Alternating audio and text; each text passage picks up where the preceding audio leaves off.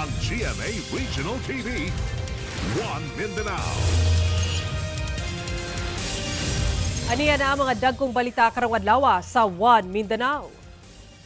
Karong sobra kainit ang panahon, Davao City Fire District nagpahimangno nga likayan ang pagdaob aron malikayan ang sunog. Usa ka mapdos napalgam patay human giingong nag-self-delivery sulod sa iyang boarding house. Baby, naluwas kaha. Tindera sa usa ka tindahan og balot sa Digo City gitulis pagpanulis sa pool sa CCTV. Kabanay sa namatay nga OFW sa General Santos City. Buot mapa-autopsy ang patayng lawas aron masuta kung dunay foul play. Tubig sa sapa sa Barangay Nuangan sa Gidapawan City nganong nahimong color blue. Og Davao City nagpabiling top 1 best travel destination sa Pilipinas sumala sa World Travel Index 2026 report. TV ang GMA Regional TV, One Mindanao. Mayong hapon Mindanao, ako si Sara Hilomen Velasco. Tindera sa usa ka tindahan og balot sa Digo City gitulis ang maong krimen sa pool sa CCTV. Si Argil Relator sa detalye.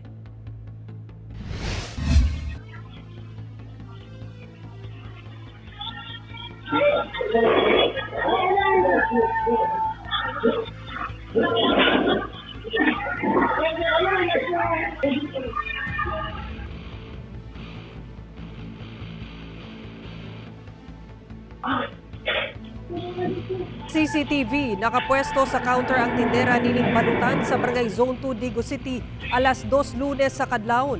Sa dihang kalit lang mibutho ang sospek nga nakasuot og jacket ug naka-helmet. Mideklara og tulis dayon gitutukan ang tindera og .38 nga pusil. Sa kahadlok napugos ang tindera og hatag sa ilang kita ngadto sa sospek.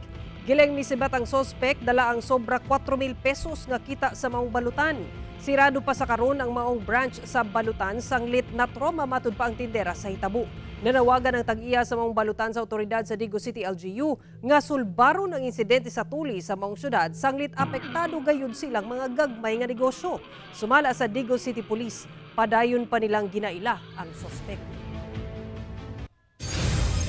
Atong sayro ng dugang pa mga balita sa Mindanao, makauban nato si Cyril Chavez live sa Cagayan de Oro City. Cyril. Salamat, Sara. Mabdos nga babae sa Cagayan de Oro City napalgang patay sulod sa iyang boarding house. Human nga giingong nag-self-delivery. Inoon, baby, milagrong luwas o ginaatiman na sa otoridad. Aniya ang akong report. Duguan og wala na'y kinabuhi diyang naabtan sa mga namuyo sa usa ka boarding house sa Zone 6 Lower Barangay Bulwa, Cagayan de Oro City. Ang usa ka hamtong nga babae adlang Lunes alas 6 sa buntag. Ang biktima nagbuyod sulod sa kasilya sa mong gambalay diyang naabtan sa otoridad. Butang nga nanawag sila gileyon og tabang. Pag-abot sa responders, nadiskubrihan ang nagbanaw nga dugo sulod sa kwarto sa biktima. Lakip na ang bagong anak nga baby. Rason nga dali silang gidala sa ospital. Apan patay na ang inahan og milagrong luwas ang bata. Base sa investigasyon sa PNP, walay foul play sa hitabo og migawas nga nakaanak og iyaha ang biktima sulod sa iyang kwarto kung asa anaa ang bata. So siya ra mismo ang naglabor sa iyang kaugalingon ug siya ra mismo ang nagputol sa kaning cord nga maunang nagka-bleeding siya, nagkadugo siya og niadto siya sa CR ug dito na siya nakabsan sa kinabuhi. Nasayran nga adunay live-in partner ang biktima kaniadto. Apan nagbuwag sila. Human na sayran nga dili matud pa kini ang amahan sa bata. Sayran sab nga nag-inusara na sa iyang kinabuhi ang biktima og wala nay mga ginikanan. Naning kamot pud kita nga og nga makontak ang iyang mga relative ni ini kay gidinay man pud sa iyang previous live-in partner nga nagbulag na sila og hinungdan silang pagbulag is kaning pagmagnos niya sa lahi nga amahan. Karon luwas na ang bata o ginaatiman na sa ospital uban ang CSWD. Kauban si Jaybert Pairat, Cyril Chavez, One Mindanao. Usa ka bus nga dunay sakay nga mga estudyante ang nasunog sa Santa Cruz, Davao del Sur. Busa pakyas nga makatambong sa ilang seminar sa Davao City ang mga estudyante. Gilamoy sa dakong kalayo kining bus sa National Highway sa Barangay Darong sa Santa Cruz, Davao del Sur sayo kaganinang buntag. Sumala sa Santa Cruz Municipal Fire Station, 47 ang sakay sa maong bus. Lakip mga estudyante, faculty ug drivers. May na lang kay nakanaog dayon ang mga sakay ug luwas silang tanan. Gikan padada Davao del Sur ug padulong unta sila mutambong og seminar sa Davao City. Sa inisyal nga investigasyon, dunay nakit-ang aso sa rear portion sa bus, una ang pag-ulbo sa kalayo. Ginasubay pa ang hinungdan sa sunog. Ginakuhaan pa ang pahayag ang management sa eskwelahan. Giuli na sa iyang kabanay sa General Santos City ang patayng lawas sa usa ka babaeng OFW nga namatay samtang anaa sa kustodiya sa agency niini sa Saudi Arabia. Kabanay sa OFW, gibasol ang mong agency. Gumikan kay gipasagdan kuno ang mong OFW nga nagsakit. Ang detalye sa report ni Efren Mamak.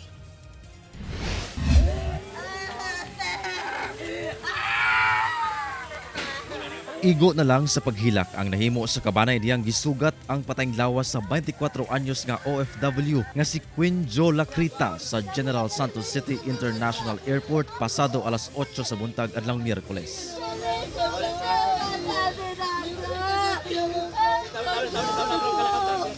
Ang patayng lawas gilayong gidala sa usa ka pribadong punerarya sa barangay San Jose.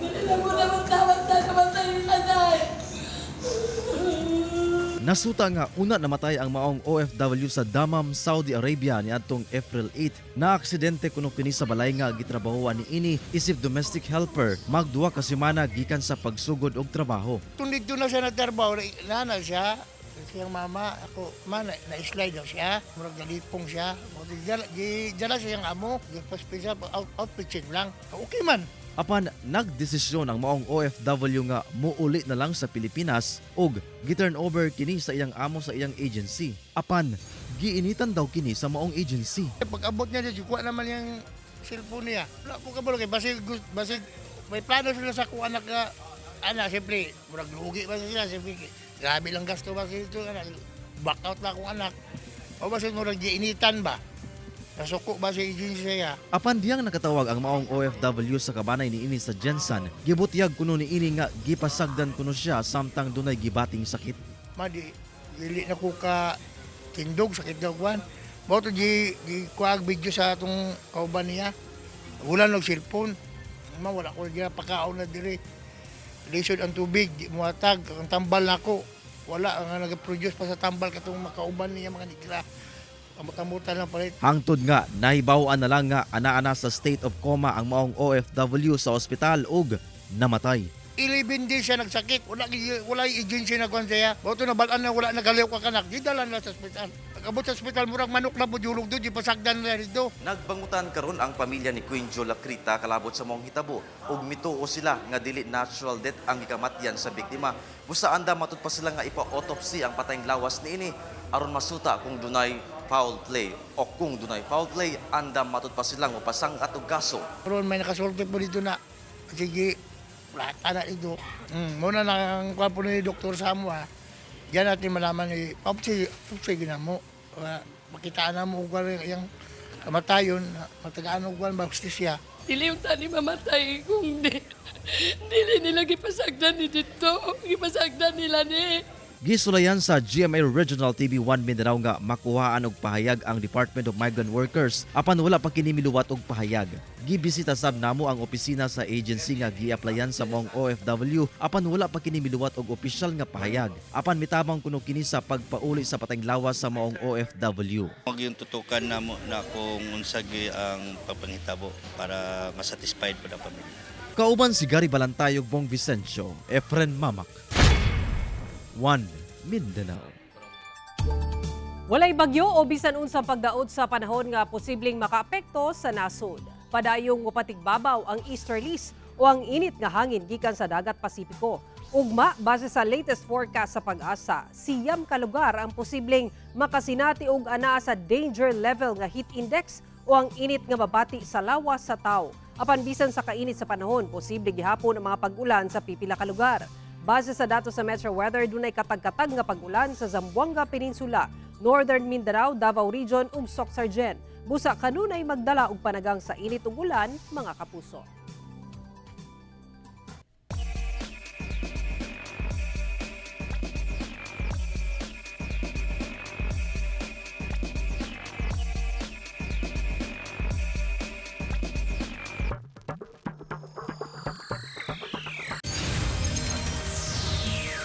TV ang GMA Regional TV. One Mindanao. Cagayan de Oro City Council nanawagan nga hulipan ang hepe sa Kugon Police Station human ang kagubot nga sa merkado diyang usa ka minor de edad nga babae ang naligsan patay. Cagayan de Oro City Police girespeto ang panawagan sa mga konsehal alang sa kabag-uhan sa liderato. Aniya ang akong report. Atol sa sesyon sa Cagayan de Oro City Council, gipadayag ni Majority Floor Leader Councilor Edgar Cabanlas ang iyang kadismaya sa paghawid sa PNP sa nahitabong kagubot sa Kugon Public Market di palang madugay. Ang kagubot resulta sa aksidenteng pagkaligis sa usa ka jeep sa 9 anyos nga babae. Kung asa wala napugngan sa kapulisan ang pagkuyog sa katawhan sa driver sa maong jeep. Sa panghitabo, wala makauyon ang mga konsehal. Busa nanawagan sila karon nga hulipan ang kasamtangang Kugon Police Station Chief tungod sa daw pakyas nga pagresponde sa panghitabo. This is an act of anarchy in the streets of Cagayan de Oro. We cannot tolerate this, Madam Chair. This is a bad omen that the respect of the rule of law has been violated. Ang mong suhestyon, girespeto matod pa sa Cagayan de Oro City Police. Matod nila, adunay kabag-uhan gyud nga ipatuman sa liderato sa Kugon Police Station. Nakatakdang muhulip kang Police Major Mario Mantala isip Kugon Police Station Chief, si Police Major Peter Tahor nga gikan sa Carmen Police Station. Usa ka traffic accident manggod or incident na amanggoy lahi-lahi nga office ang mohandle ni ana. So sayod man kita nga during that incident na agin mismo nag-supervise ang atong station commander atong panahon na sad to note lang na ay mga kakulian nga wala gid nato napugngan. Imbestigahan sab sa Kukpo og posibleng pasakaan og kaso ang mga tawo nga nalambigit sa kagubot. Kay dili lang ingon nga ang ilang emosyon ang gipatukan atong panahon apan i-file ang kaso bahin it's against public order katong ilang gipangbuhat is wala na na-aligned sa mando sa legal nga pamaagi. Kauban si Jaybert Paira, Cyril Chavez. One Mindanao. Nangandam na ang Davao City Police Office sa mga ipahigayong lihok protesta atol sa Labor Day karong Biyernes. Sa impormasyong nakuha sa GMA Super Radio Davao, sumala ni Police Colonel Peter Madria, ang City Director sa DCPO, nga doon na security plan ang buhatan ug magpatuman og igong ihap sa mga personahe, ilabi na sa mga lugar kung asa posibleng ipahigayon ang aktibidad sama sa Freedom Park sa Rojas Avenue. Sa payag sa Kilosang Mayo 1, Southern Mindanao, nakigpulong na ang grupo sa mga lider sa laing grupo sa syudad, union ug mga labor rights advocates alang sa aktibidad. Mamahimong sentro sa panawagan sa maong lihok protesta ang pag-usbaw sa sweldo subay sa 1,200 pesos nga living wage, pagpasabot sa ugat hinungdan sa pagsaka sa presyo sa petrolyo tungod sa deregulasyon ug pagpasagad sa gobyerno ug pagwagtang sa value-added tax ug excise tax. Nanawagan ang DCPO ngadto sa mga progresibong grupo nga himuong malinaw ng aktibidad ug mutuman sa balaod ingon man ordinansa sa syudad, sanglit dili magpanuko ang otoridad nga musilot sa mga musupak. Karong grabe ang kainit sa panahon, dunay pahimangno ang Davao City Fire District. Ilabi na sa mga nagadaob kay kini makamugna og dakong sunog ug kalapasan sab sa balaod. Ani report ni John D. Esteban. Sumana sa talaan si Davao City Fire District, kadaghanan sa mga sunog karon, mga non-structural, nakita nini ang grass fire o rubbish fire. As of April 28, 2026, miabot na sa 265 ang na-record nga non-structural fire incident karong tuiga. Kini nagpakita og sobra 100% kapagsaka. Itandi sa samang panahon sa miaging tuig. Sumala sa otoridad, dako ang tsansa sa mga ingon-ini na insidente tungod sa grabe kainit sa panahon. Subay din gipahimangnuan sa DCFP ang katawhan nga di kayan ang pagdaog o open burning tungod mao kini ang sagad nga madawat ilang reklamo. Gawos nga kalapasan kini sa Philippine Clean Air Act of 1999 ug Ecological Solid Waste Management Act, usa-usab kini nga paglapas sa Fire Code of the Philippines. As much as possible, tigilan na po natin yon, lalo na ngayon at wala masyadong ulan, napakahirap apulahin, and then ang problema natin sa mga residente natin, pag lumalaki yung apoy, nagiging uncontrollable na siya. Ania ang safety tips sa Malasirago City Fire District aron malikay sa rubbish o grass fire. Ayaw pagsunog og basura. Hinuon isegregate kini og sakto. Tarungon na paghipo sa mga combustible materials. Ipalayo sa mga heat sources ang mga layang dahon o mga crop residue. Ayaw pagpatakag labay sa upo sa sinarilyo. Limpyuhan ang mga ugang nga sagbot ug dahon sa palibot sa balay aron dili daling masugdan sa kalayo. Mag-andam og timba nga naay tubig o balas aron daling mapalong ang kalayo samtang gamay pa kini. John D. Esteva, 1 Mindanao. Usa ka lalaki sa Valencia City, Bukidnon, nga igo lang mo palit og isda sa merkado, giposil patay tumong sa ulo sa suspect nga nakamotor. Bukidnon PNP naglusad og Oplan Shield aron masubay ang suspect sa krimen. Aniya ang akong report. Wala na'y kinabuhi nga nagbitay siyang tricycle kining usa ka lalaki diyang naabtan sa otoridad pasado las 5 sa buntag adlawng Domingo sa Puro 15 Barangay Bagong Taas, Valencia City, Bukidnon. Base sa investigasyon sa PNP, adunay samad pinusilan sa iyang ulo ang biktima hinungdan sa iyang kamatayon. Giila kini nga 53 anyos nga residente sa Barangay Lumbo sa nasangpit nga syudad. May gawas nga padulong ang biktima sa Bagong Taas Fish Landing aron magpalit og isda diyang kalit kining gitaparan sa suspect nga nakamotor. Dayon posil sa biktima. Human ang krimen, gilayon kining misibat sa dili matino nga direksyon. Tungod ni ini, gilayong naglusan ang PNP og Oplan Shield. Kining Oplan Shield ato ang tap ang ato ang kaning ato ang silingan nga munisipyo sa Lantapan, Cabanglasan, San Fernando, Maramag, and other police stations sir, nga mag-activate po sila og ilahang choke points para sa kaning pwedeng alutsan sa ato ang suspetsado. Daghang anggulo ang ginalantaw karon sa kapulisan apan wala pa sila mihatag og mga dugang impormasyon alang nasab sa nagpadayon pang investigasyon. Padayon sab ang ilang pagpangita karon og mga saksi sa hitabo. So far sir, sa padayon nga pag-imbestiga, aduna tay mga anggulo na ginalantaw and naapod na mga witnesses nga nahanap po yung mga witnesses but ato pang i-verify ang ilang mga statements. Cyril Chavez, 1 Mindanao. Gikatingad-an karon ang sapa sa barangay Nuangan sa Kidapawan City nga nahimong blue. Sumala sa mga residente, nagsugod kini nga dili pa kaayo blue ang tubig apan hinay-hinay daw nga mihayag ang pagka-blue sa tubig. Sumala sa Kidapawan City Environment and Natural Resources Office, natural residue gikan sa Nara ang hinungdan nganong nag-color blue ang sapa. Nagagawas manggod daw og natural dye ang Nara kung mahumol kini sa tubig.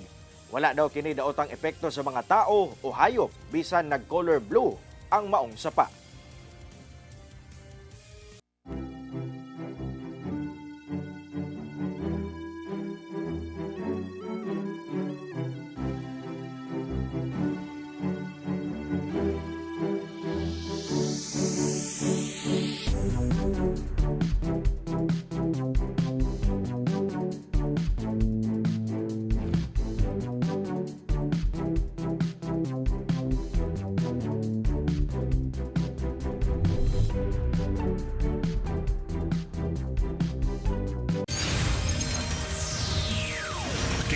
Ang GMA Regional TV, 1 Mindanao.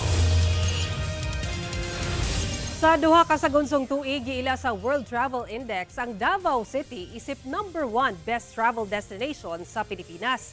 Sa miaging tuig, padayon ang pagbisita sa mga turista sa syudad kung asa nakatalaog 2 million ka tourist arrivals. Ang detalye sa report ni Argil Relator.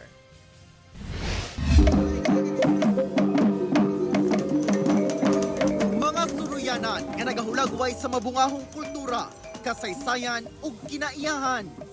Mga lamiang pagkaon, festivals, ug syempre, ang Davaoenyo Hospitality ug ang masaligang Davao Safety and Security Coverage. Kana ang Davao City.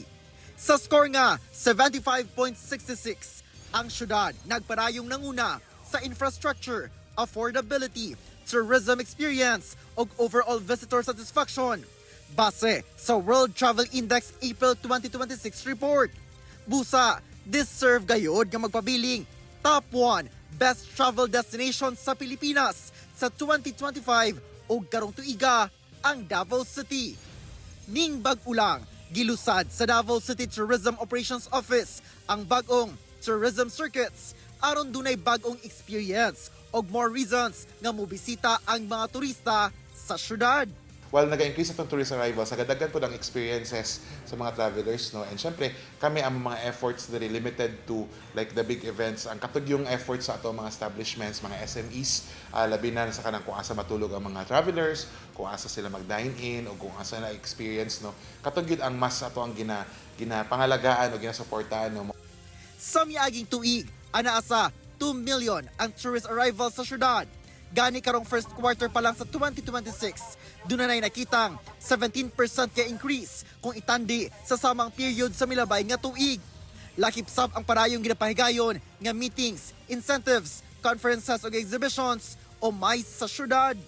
Actually, gikan ka sa March antod sa June, no, na atong na project, dagan kayo mga mahitabo nga expose o conventions diri sa Davao City. And malipayon ta because kini nagpamatuod lang na ganahan sila diri mo bisita. Very ready ta kay daghan tag hotels diri o daghan tag convention centers. Gipanukarana sa Tourism Office ang Duaw Davao sa second quarter sa tuig, Karayawan Festival sa third quarter ug ang Pasko Fiesta sa ulahing quarter sa tuig. Kauban si Melchor Awing sa kamera. Ako si Argil Relator. 1 Mindanao. Usa ka grass owl ang girescue human gituuhang naigo og bala sa tirador ug nasamdan sa Lake Cebu South, Cotabato. Nagpadayon sa pag-recover kining usa ka grass owl nga na-rescue human napalgan sa usa ka basakan sa Barangay Lamlahak sa Lake Cebu adlawng Martes. Nasuta nga maong hayop dunay bunog sa wala nga pako. Gituuhan nga naigo kini og bala sa tirador. Kini subay sa naobserba nga presensya sa mga kabatan-unan nga nagdula og tirador sa lugar kung asa napalgan ang maong hayop. Nakatakda kining ikustudiya sa DNR-12 Wildlife Rescue Center sa Lutayan, Sultan Kudarat alang sa padayong pagpatambal una kini buhian pagbalik sa kalasangan. Mamahimo ninyo makita kining episode pag-usab ug pang lokal nga balita pinaagi sa pagbisita sa official website sa GMA Regional TV o bisitahan ang among official YouTube channel ug i-click ang subscribe button para sa pinakaulahing balita sa mga riyon. Ug mo kato muling balita sa Mindanao karong adlaw. Daghang salamat sa atong mga kapuso sa Mindanao nga nagalantaw kanamo ug sa atong mga kapuso abroad. Kami ang GMA Regional TV 1 Mindanao. Walay gidapigan, walay giprotektahan, kaniadto ug karon serbisyong tinuod lang.